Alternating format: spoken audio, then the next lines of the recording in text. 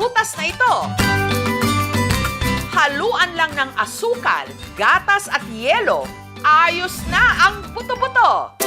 At sa mga nagki-crave dyan, sakto, tumpok-tumpok at bagsak presyo ito ngayon sa mga bangket at palengke. Season na naman kasi ng avocado. Sa 4 na ektaryang farm na ito sa Maragusan, Davao de Oro, may 50 puno ng avocado, kung saan nakaka-harvest si Jake ng 300 kilos kada linggo. Dalawang klase ng avocado ang namumunga rito. Ang evergreen na kulay berde pa rin ang balat kahit pahinog na, at yung tinatawag na binotilya, pabilog ang hugis at kulay violet ang balat. Ang lasa ay magkaparehas lang naman. Bago akyatin ang mga nagtatayugang puno na 30 feet ang taas, may itinali munang lubid si Jake sa kanyang bewang. Ang kabilang dulo naman ng lubid nakatali sa bukag o basket. Pagpunta namin sa taas, nihila namin yung basket pa itaas para may lalagyan ang avocado namin. Dahil karamihan sa mga bunga ng avocado nasa dulo ng mga sanga, para maabot ang mga ito, gumamit si Jake ng sibut o panungkit na gawa sa kawayan.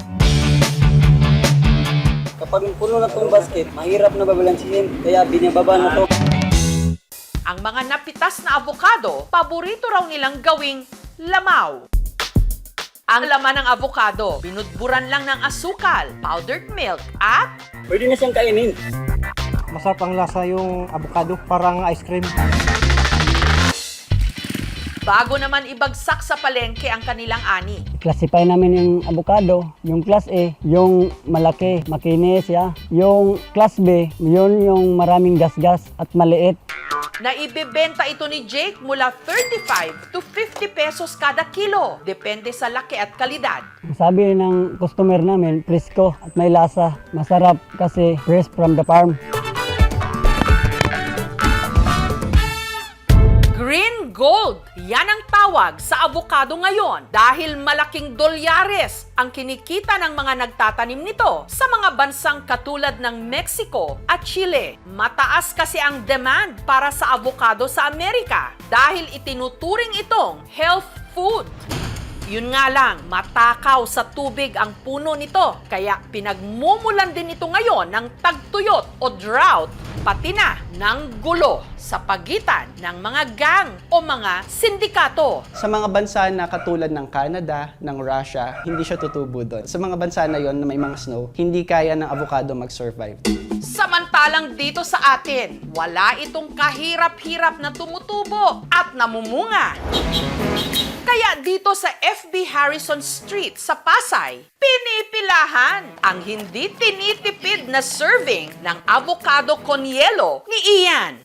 Marami kasi itong avocado. May dagdag na ibang sahog at yelo. Masustansya kasi prutas to eh. Swak-swak sa budget. Kinaaaliwan din ng customers ang bilis ni Ian sa pagtakal ng avocado. Pag dinumog ako, para mabilis mabawasan ng tao, kaya binibilisan ko. Tsaka kabisado ko na rin kasi ang galaw, kaya hindi na ako natatarantak. Kada serving ng avocado con yelo, mula 60 to 100 pesos, depende sa laki. Sa mga nagtataka kung hindi ba nalulugi si Ian, gayong napakagalante niyang magsahog ng avocado, ang sikreto, Yung kay Ian, Ito po, nandito po. mura lang daw kasi niya itong nabibili sa Divisoria. Gabi pa lang, namamakyaw na si Ian ang gagamiting avocado. Yun daw, mahihinog pa lang kinabukasan. At ang teknik para malaman ito, pinipisil-pisil. pag hinog na talaga siya, ayun o, bumabaon talaga siya. Pag hilaw pa siya, hindi talaga siya nabaon. Kinabukasan, mano-mano niyang kinutsara ang laman. Siyam na tab ang pinrepare naming avocado. Ang bawat isang garapon, 7 kilong avocado. Dahil sa avocado con yelo ni Ian, kumikita siya ngayon ng libo-libo kada araw. Pinakamalaki, 6,000. Napag-aral ang 4 niyang mga anak. Lumago ang kanyang negosyo. Pero ang avocado, hindi lang pang-merienda. Si Chef Rico, hindi sayote o papaya ang isinasahog sa kanyang tinola, kundi avocado. Naubusan ako ng sayote at papaya Ang natitira na lang sa puno ng aming probinsya ay ang abukado. Kaya naisipan ko itong ilahok sa tinolang manok. Sa paggawa ng tinola sa avocado, nagisa muna siya ng sibuyas, luya at bawang.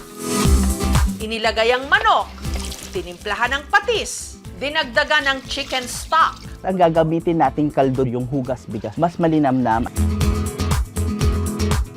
Dahon ng sili at malunggay. Ang sangkap na avocado, Ilalagay na natin ang ating manibalang na abukado. Nasa kalagitnaan siya ng hinog at hilaw.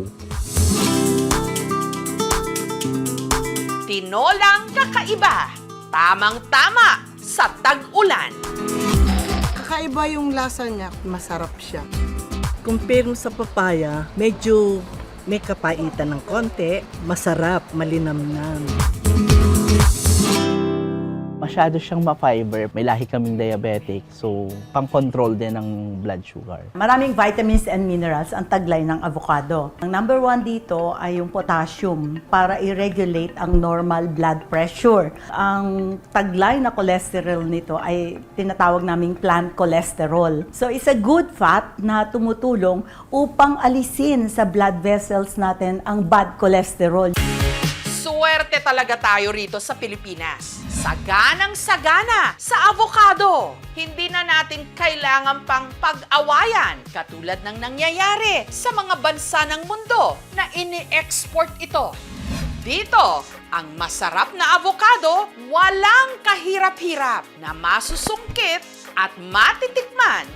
From the yard to the table to the tiyan.